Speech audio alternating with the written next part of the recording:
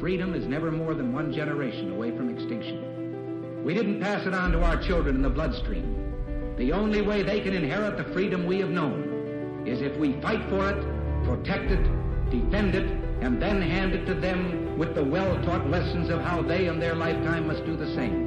And if you and I don't do this, then you and I may well spend our sunset years telling our children and our children's children what it once was like in America when men were free.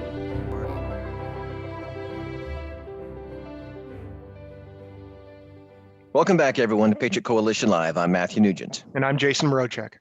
Thanks for joining us today, everyone. Our goal is to create a timeless resource to teach about the U.S. Constitution and the proper role of government, the importance of America's Judeo-Christian heritage, and how to defend against threats to our nation.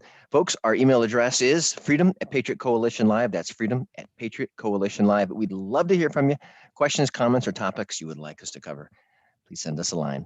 And we have sponsors. Remember, folks, that whenever you spend your time, attention, and dollars with what we call the three-headed beast of mainstream media, big tech, and big business, you are empowering them to exert tyranny upon us. We've seen it all over this last year, and we're going to continue to see it. But when you spend your time and attention and dollars with companies that love freedom and share the same values and principles as you empower liberty. So please visit us at patriotcoalitionlive.com and visit and support our sponsors. Okay, y'all ready? Yes. Let's do this. Okay, today we're talking about Article 1, Section 2, which is about the House of Representatives. Okay, recap. We are in Article 1 of the Constitution, which deals with the legislative branch. Now, it is the longest and most important article of the Constitution because when we enter into a civil society, laws are the foundation and the morals of the people. Okay. In other words, the most important part of our country, other than its people being a moral people, is having moral laws. Okay. Now, examples of immoral laws is laws which attempt to restrict our Second Amendment right to bear arms and to defend ourselves against tyranny. So imagine, you got a bully fighting a little guy and you take away this, you tie this little guy's hands behind him and he just gets pummeled by this tyrant. That's what taking away Second Amendment rights does. And it's wrong. It's immoral. Okay. Yeah. Also, here's another immoral laws which protect a person's ability to murder their children in utero. It sounds like an oxymoron, protect someone's ability to do something bad. Well, that's a representation of our society today. So the difference between moral laws and immoral laws is a life and death issue. Now, on our most recent episode about the Constitution, we discussed Article 1, Section 1, which told us that only Congress shall have the authority to make laws for our central government, and Congress shall consist of two branches, the House of Representatives and the Senate. Today's episode will cover Article 1, Section 2, which covers laws regarding the House of Representatives. Yep, that's right. So this section of the Constitution has 5 clauses. Article 1, Section 2 has 5 clauses. It starts with, how our representatives are elected. It talks about what the qualifications of those who elect them are, how many representatives we're going to have in Congress, what to do if there are any vacancies, and then how they elect their leaders and their authority to impeach public officials. So if you're ever at a party and you want to sound really intelligent, or you're ever at the dinner table, you're like, impeachment, isn't that Article 1, Section 2? People will say, who do you think you are? Or maybe he knows what he's talking about. Or maybe she knows what she's talking about. And they'll like, no. And they'll be like, ask the internet. Goodness, it is Article 1, Section 2, and that's what we're here to help you do. Sound intelligent at dinner parties. That's the whole point of this podcast. Make sure that you sound super intelligent in parties. Yeah. Yes. So when the leftists say, no, you don't know what you're talking about, they're like, he's talking about the Constitution, guys. So anyway, I digress. That's fine. All right, so let's dig in. So Article 1, Section 2 in Clause 1. So this is the clause that deals with how our representatives are elected. And it reads like this: the House of Representatives shall be composed of members chosen every second year by the people of the several states, and the electors in each state shall have the qualifications requisite for electors of the most numerous branch of the state legislature. So it's a little bit of a mouthful, but we're going to break it down a little bit. Mhm. So the first half of the clause is pretty straightforward. The people in the states elect the members of the House every 2 years. That's pretty straightforward. Although it originally was 3 years, right? And they decided that 3 years was a good amount of time. But then the southern states were, because they're more sparsely populated and they were spread out. Well, let me back up. Actually, the northern states wanted it to be just 1 year. They were turning over their representatives every year, so they wanted short time. But the sparsely populated states, because it was more costly and took more time to conduct the elections, they needed more time in between elections. So they wanted 3 years, and they ended up settling on 2 years. Could you imagine if we had elections for representatives every year? Oh my goodness. Yeah. I mean, you wouldn't get it. Fatigue. Yeah, totally. Honestly, here in Texas, it's almost that way. It seems like we're always having elections, but anyway, so that's the first half. It talks about, we elect our members every 2 years. The second half, this is where the wording gets a little bit funny. It talks about the electors, right? The qualifications of the electors. So an elector is simply someone who casts a vote for a candidate for public office. So if you are a voter, you're an elector. So Clause 1 tells us that in order for someone to vote for a candidate in the House of Representatives, they have to have the same qualifications as someone who votes for a state representative in their state. So they have to have the same qualifications. Whether it's a state representative, a delegate, or assemblyman, different states call it different things. So actually, so they have to have the same exact qualifications. Now, this is the first instance of several, actually, in the Constitution that grants authority to the states on the subject of national elections. So it actually defers to the states. That's right. So states are in charge of their own elections, but this says there must be the same standards for the House as it is for the lower houses. And now when they say lower houses, okay, so that means different state, call the lower house differently, state representatives, delegates, and assemblyman positions, as different states call their representatives different things, okay? Yep. So yeah, so it just has to be the same, right? So whatever it is to elect those, whatever the qualifications are, it's the same for the U.S. House of Representatives. There we go. So, and here's a little bit about the dialogue, kind of like behind the curtain at the Constitutional Convention. And a credit to Jason, he did a ton of research on this. So appreciate that, Jason. You guys, I mean, to dig through these notes, and I've seen him do it.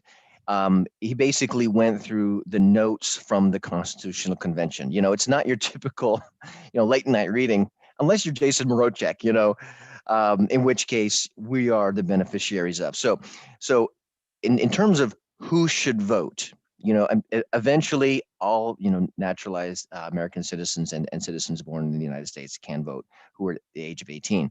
But it started something like this. Now, mind you, most people at the time who were in the leadership, a lot of them still had the monarchical or, the monarch-minded aristocracy ideas. So what's your gonna experience here that we share this with you, just a little snippet of it in time of how they thought back then. Now, you do not go from a total aristocracy to an individual sovereign nation where every individual is their own sovereign. But this is what it looks like. And for a type of revolution to take place, it's incredible that we landed on our feet.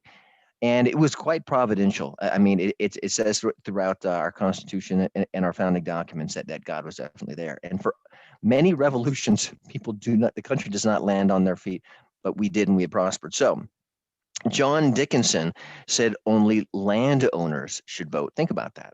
Only landowners. And this gentleman, Morris, now his first name, it's gouverneur. It sounds French. I don't know, but it's a really strange. For the longest time, I thought they were misspelling governor, and he was the governor of some state, but that's not the case. That's his first name. Yeah, and back then there wasn't really a dictionary. People just spelled their names differently until Webster actually had a dictionary, hence Webster's dictionary. So gouverneur I'll just say Morris, okay? Morris said, if you give voting rights to the poor, they will just sell their votes, because his rationale was, since they haven't worked for anything, they wouldn't appreciate the privilege of voting and they would just sell it. Okay, which is interesting because, interesting parallels to today, honestly. Yeah. When you talk about, folks who maybe when you have elected officials who are promising, benefits to people if they will get their vote, right? It's not a direct transfer of money from one to another, but it's the same concept. Governor Morris actually had it right, right? Okay, we'll go with that pronunciation. Now, take a look at Benjamin Franklin, okay, a religious man that we know. And he goes on, and we're taking from what he has said in greater detail, because what he says has become what is more the more perfect nation of what we have today. Okay, and he says that the non-landowners and poor proved their value and character in the War of Independence. I'm paraphrasing, by the way. They fought courageously, selflessly, and hard. In fact, the British Army, the Redcoats, they said it was easy to track Washington's army because there was a trail of blood. It's not because they were just in a battle, because for example, when Washington's army was up north in Pennsylvania and New York, they made their own road. They didn't have shoes. They just wound them up, or they just bound them in cloth, and they would have frostbite and they would bleed, and there would literally be a trail of blood from the troops who kept on fighting. Okay, their idea of a sick call, for those of you in the military, they say, go to sick call, or go to the infirmary, drink water, take Motrin. Ranger candy, Motrin. For them it was, you still have got 7 toes. We'll just, and your shoes have kind of worn down because we've been marching 500 miles, and we have no cobbler, no mender of poor souls, so we're just gonna bind them, and we'll just have to move faster than our blood trail will allow them to catch, which is basically what they did.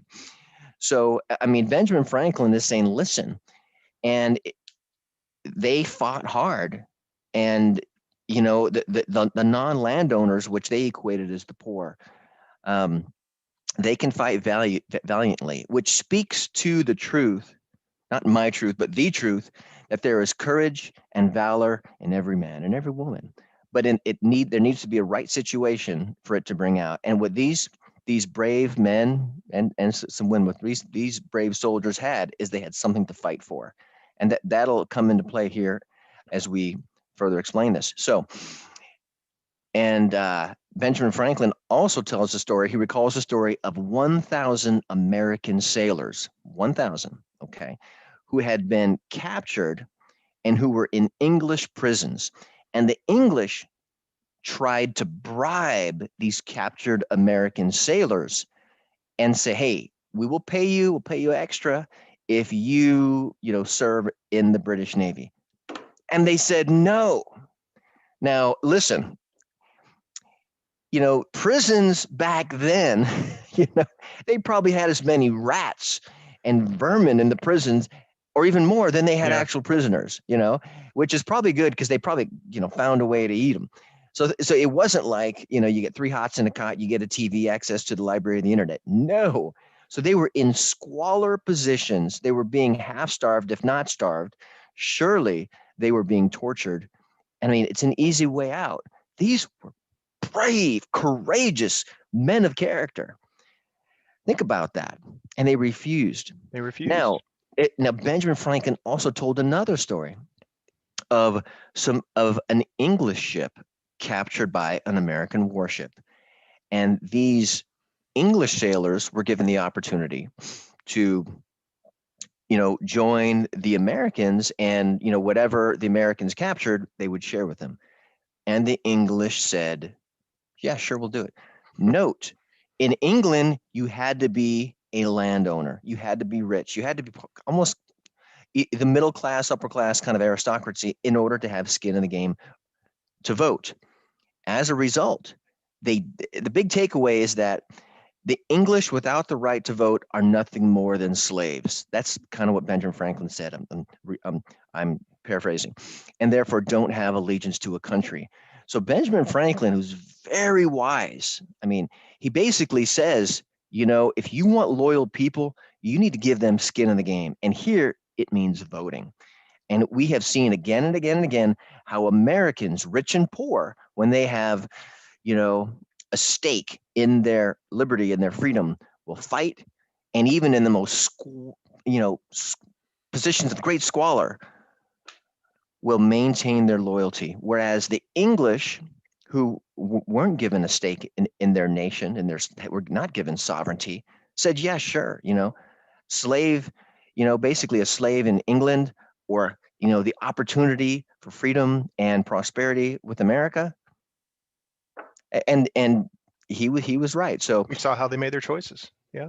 Yeah. So we know today, for our nation to have men to fight bravely and be loyal in the future, all people, rich or poor, need to be included in the right to vote. Now, but here's another big takeaway. This was a significant shift. You heard Governor Morris, and you heard what's the other gentleman's name? Dickinson. Yeah, Dickinson say, no, just the landowners, they'll and Morris said, oh, they'll just sell their vote. There are some people that have sold their vote. But you got to give people freedom. You got to give people the right to make decisions of their own, even including the wrong decisions, but they can learn from them. Yeah. And we're better off because of that.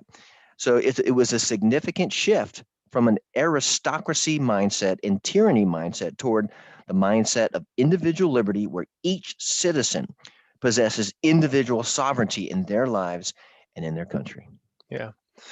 Yeah, no, well said. So clause 2, if we're moving on, clause 2 talks about the qualifications of those who are going to be electors. So clause 2 says, no person shall be a representative who shall not have, it's qualifications of the House members, not the electors. It says, no person shall be a representative who shall not have attained to the age of 25 years and been 7 years a citizen of the United States, and who shall not, when elected, be an inhabitant of that state in which he shall be chosen. So this one it's pretty straightforward, right? You've got to have a minimum age of 25, you've got to be a citizen of the United States for at least 7 years, and you've got to live in the state that you're going to represent. Now, notice you don't have to be a member, you don't have to be resident of the district that you represent. And in fact, sometimes, politicians will determine, okay, what's the best district I have a chance of winning an election. Yeah. They'll run in there, and then they'll move their residence there. So you don't have to live there. So and interestingly enough, the concept of citizen, it says a citizen of the United States for 7 years. That word citizen wasn't really defined, at least in the Constitution, until 1868, when they ratified the 14th Amendment. So at this point, they all just knew what they meant by a citizen.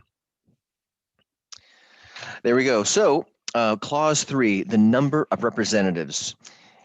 Note there are some changes here, because the 14th Amendment, which talks about citizenship, Jason mentioned that, and the 16th Amendment, which has to do with taxing by income rather than population. Okay, we'll get into that more later, but quote, representatives and direct taxes shall be apportioned among the several states which may be included within this union according to their respective numbers, which shall be determined by adding the whole number of free persons, including those bound to service for a term of years, and excluding Indians not taxed, 3/5 of all other persons. Now, this portion was superseded by the 14th Amendment with citizenship and a 16th Amendment, which changes from by state to by income. Now, you heard there 3/5. There's a big discussion about that. We'll get to that a little bit later, touch on that. It deserves more, but we're going to touch on it just a little bit, okay? Now, the rest of this clause is still in effect today. Quote, the actual enumeration, meaning census, shall be made within 3 years, which first census was in 1790, after the first meeting of the Congress of the United States, and within every subsequent term of 10 years in such manner as they shall by law direct. The number of representatives shall not exceed one for every 30,000, but each state shall have at least one representative. And until such enumeration shall be made, meaning until the census shall be made, the state of New Hampshire shall have, choose 3 electors in representatives. So it goes on to list every single state. Now that's where they started. And at the first time, they declared this and wrote this. It was for every 30,000 people. Obviously, that has changed. There, no more representatives are being added. No more senators are being added, unless there's another state that enters the union. But or unless the Congress, they. Because they didn't say how many exactly, they just said, they cannot exceed one for every 30,000. The Congress is allowed to make the laws that determine how many representatives there are. So they could technically change it, but they haven't changed it for a while. So I don't see that happening unless another state gets added, in which case that would be 2 senators. Yeah. And then based on the census, they would have to reapportion all of the representatives. Okay, so now note, today, the only purpose intended in the Constitution for the census was to determine the number of representatives, or is to determine the number of representatives each state shall send to Congress, which also is the number of representatives, of presidential electors. So how many electoral votes are there? There are the number of House of Representatives plus 2 senators for each state. Okay, right. So actually, except for Washington D.C., which they don't have senators, I don't think, Jason. They just have they do have a couple representatives, though. Don't there's 3 additional electors, one for D.C., one for I think maybe Puerto Rico, and one for Guam. I don't remember the third one. Yeah, but it's basically 538. So there's 535 plus the 3 territories. Okay. There's also the U.S. Virgin Islands, but last I checked, they don't have I think they don't have a representative. So, but anyway, so the number of electoral votes is the number of representatives plus the number of senators. Okay, so constitutionally speaking, the only thing you need to answer on a census is how many people live there. Different laws may change, but the census has basically gotten out of control, but that's just something to be mindful of. Yeah. So as Matt said, the first sentence of this clause has been superseded by the 14th and the 16th Amendment. So, but it does refer to the 3/5 clause, or some people refer to it as the 3/5 compromise. Right. So contrary to what you will hear from low information blatherers on television and the internet, this 3/5 clause, it was not an effort to dehumanize slaves at all or prolong slavery. Now, let's face it, they'd already been dehumanized the moment they were, they had chains slapped on them and sold to another human being. They were dehumanized. So this didn't further dehumanize them, and that was not the point of the 3/5 compromise. Actually, the 3/5 clause was a compromise struck, which attempted to encourage the southern states to ratify the Constitution while removing any benefit that those states might incur in terms of representation for continuing to import slaves, right? So the northern states, they didn't want the South. They didn't want what the South regarded as property to count for representation, but they also wanted those states to ratify the Constitution, so that they were in kind of this conundrum. Because other than Delaware, really, Delaware had the fewest population, but South Carolina and Georgia were next, and they had really small populations. And so they wanted every advantage they could to increase their representation in in the new Congress, Mhm. which obviously included in counting slaves. Yeah.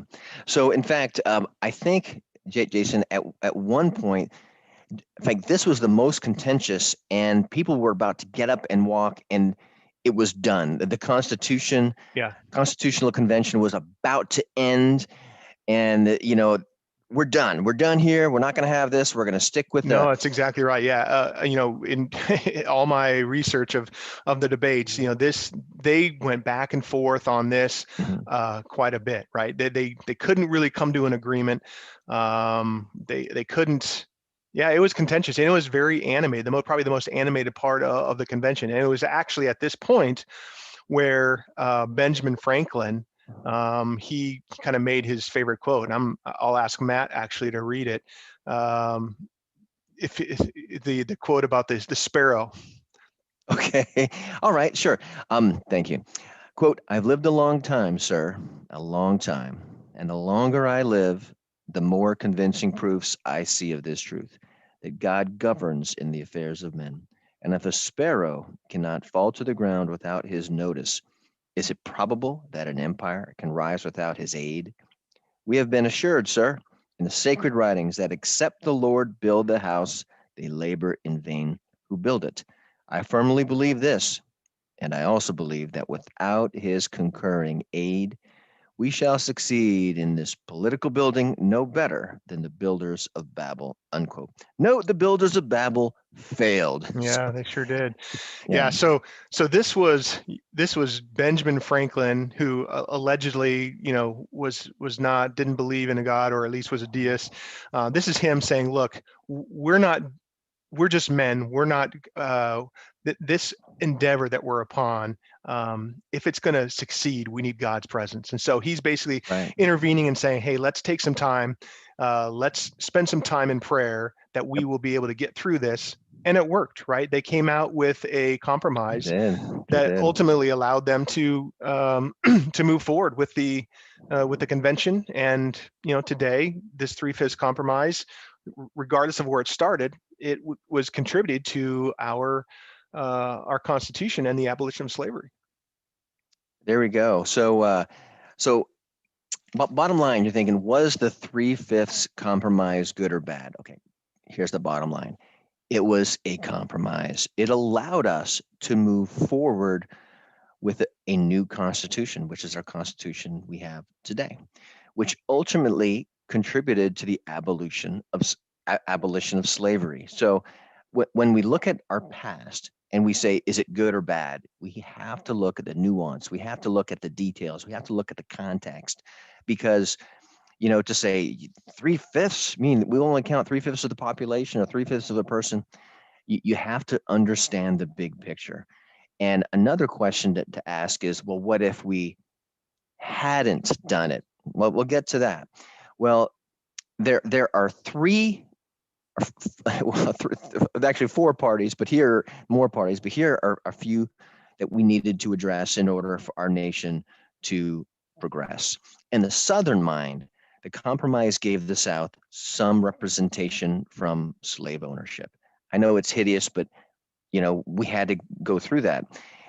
And it did minimize some of their tax burden, because back then, states were taxed based on the number of population for the population number for that state. Yep. So they had to count their slaves for both paying taxes and for voting. So they wanted some. I know it's terrible, but that's just how it was. In the North, the 3/5 compromise reduced the South's representation in Congress. Okay. And it discouraged using slavery as a means to gain more representation, meaning, hey, go get more slaves. We can get more power in the House of Representatives and continue with slavery. So, I mean, yeah, it's now to the United States, it meant they could move forward with a new constitution, which, by the way, later contributed to the abolition of slavery. And it allowed us progress towards a more perfect union. Okay, the founders of our nation, um, Declaration of Independence, Constitution of the United States, they knew that our nation had problems. And the Constitution, one of the most precious documents ever written after the Bible, um, it takes account for man's, shortcomings, sinful nature, and for our ability to grow. And that's what we've done. 245 years, and it's going to be 250 years in Yeah. 5 years. No, So, it's this whole concept of the way they crafted it, even from a practical perspective of how do we move forward, how do we not let this fall apart. And I know you're going to go over some details about what would have happened if we didn't do this, but it definitely it was a brilliant compromise. you got it. So what would have happened without the compromise? Okay, there wouldn't be a constitution. We would have been under the Articles of Confederation, which, as we have mentioned in the past, it was basically a treaty of 13 different countries. So without the Constitution, we'd be under the Articles of Confederation, which opened the door to other countries coming in and developing or getting into treaties with France, with England, which would have torn us apart. And at the time, England, King George, in England, they still had slavery. Remember, only 2 of the 11 states wanted to keep slavery, Georgia and South Carolina. So there wouldn't have been the 13th, 14th, and 15th Amendments, okay, abolishing slavery, giving citizenship, and giving the right to vote to all Americans, respectively. The United States would have broken up into 2 different countries, primarily one pro-slavery and one abolitionist nation. It made the best of a very bad situation, moved our country forward, which eventually led us to become an exceptional nation. Yeah. So, and the brilliance of a good compromise is not that it solves the biggest problem. It moves us forward towards a better solution in the future. Yeah, it's not perfect, and by definition, almost there is no perfection because everyone wants different ends.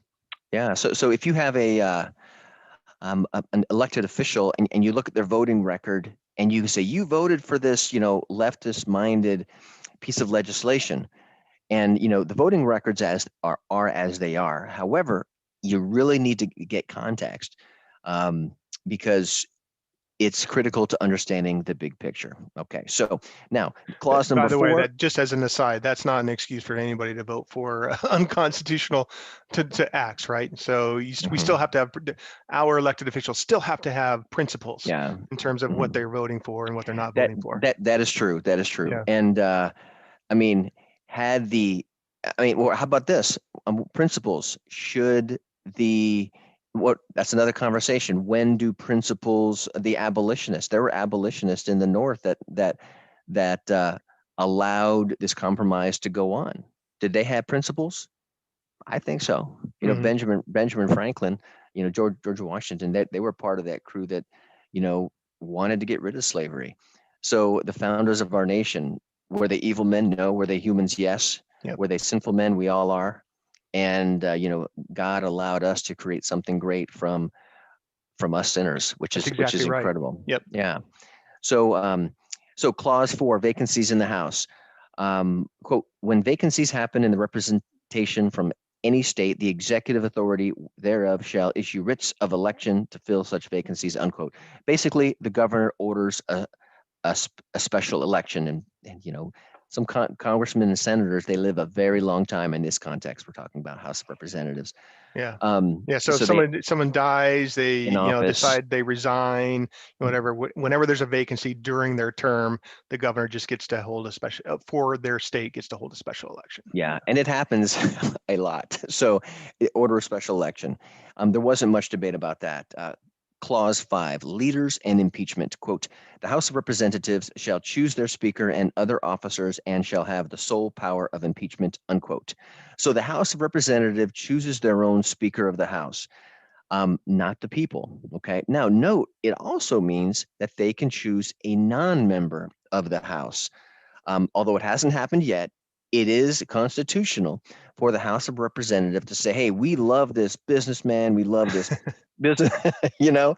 So if the House of Representatives really wanted to, for example, vote for Trump and make him the House of Representatives um, Speaker of the House, they could.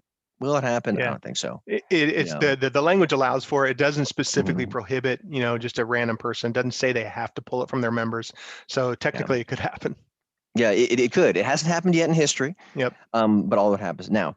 An impeachment. Now moving on to impeachment, is to politics what an indictment is in criminal law. So an indictment basically says when someone is successfully indicted, it means there is enough evidence to try someone for a crime. Okay, and it works like this: the House writes the articles of impeachment, which is the case for why the official should be removed from office. Okay, so they're writing the articles of impeachment, they're putting together for the quote unquote indictment, and the Senate acts as the jury. So they send their articles of impeachment to the Senate, and the Senate they basically, the Senate writes the rules and dictates, okay, this is how we're going to set up this impeachment.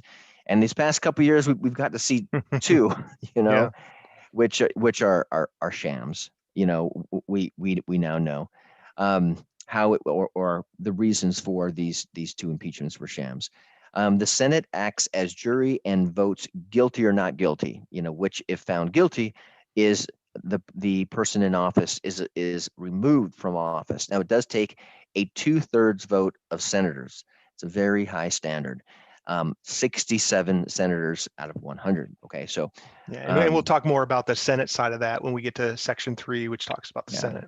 Yeah. So yeah, so in short, right, the whole impeachment, all they're doing is saying, hey, is there enough evidence for this official to be removed from office? And the House is only deciding on, is there enough evidence, and then they move it over to the Senate. There we go. Yep. Well, that pretty much covers everything that we're going to talk about.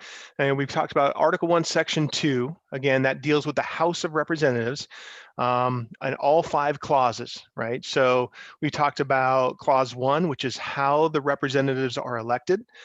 Clause 2 is what are the qualifications of those representatives. Number 3, how many of them can there be, right? We talked about how that is determined.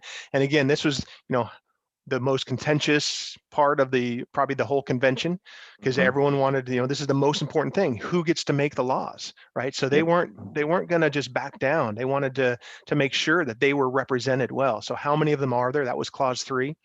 In Clause 4, it talks about what happens if we have vacancies in the House of Representatives during their terms. And then finally, the last clause talks about, how they elect their own leaders within the House, and what their power of impeachment is. So again, this section on the House of Representatives, I mean, it's the people's house, and so that by necessity, they had to spend a lot of time on this to make sure that they got this right, because this was going to be the basis. This was also how, remember in the Articles of Confederation, it was just the states who had one state, one vote in the Continental Congress.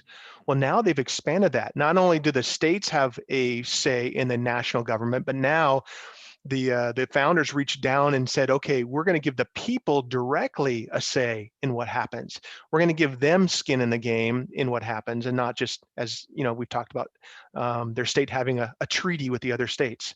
So this was important stuff, and so hopefully you've picked up some things, and we're going to move on into other sections of the Constitution here in the future. So great job, Matt. Right, you too, buddy. Okay, so folks, thank you very much for joining us today. Remember, please visit and shop with our sponsors at patriotcoalitionlive.com. Remember, we have an email address, freedom@patriotcoalitionlive.com. If you're not already a regular subscriber, please subscribe wherever you get your podcast, places like iHeartRadio, Spotify, and where you normally get your podcast. Thanks again, everyone. We'll see you here next time. See you next time. Bye now.